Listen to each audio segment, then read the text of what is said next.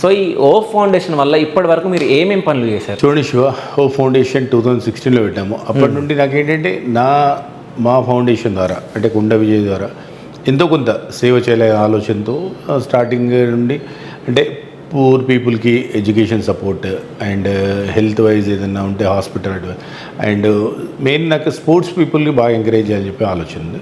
ఆ టైప్లో చేస్తున్నాము. ఇప్పుడు ఈ మధ్యలో అయితే అదే ఎలా బయటికి వెళ్ళిపోయిందో కానీ చాలా లాంగ్ ఏరియాస్ నుంచి వస్తున్నారు.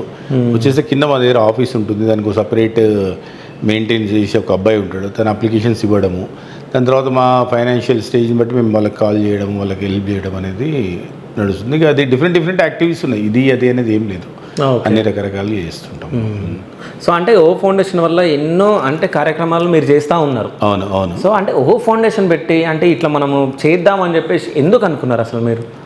చెప్పాను కదా, నాకు చిన్నప్పటి నుండే ఆలోచన ఏదో ఒకటి సేవ్ చేయాలి. చెప్పాను అంటే ముందైతే నేను అంటే బైక్ మీద వెళ్తుంటే లిఫ్ట్ ఇచ్చేవాడిని, అడిగి మీరు ఎటు వెళ్తున్నట్టు అటు వెళ్తున్నాడు, ఏదో ఒకటి చేయాలి అని చెప్పేసి. ఓకే, ఎవరన్నా అంటే వెయిట్ బరువు ఎక్కువ వాళ్ళు మోస్తుంటే కొద్దిగా నాకు ఇవ్వండి నేను మేము మోస్తానని చెప్పేసి.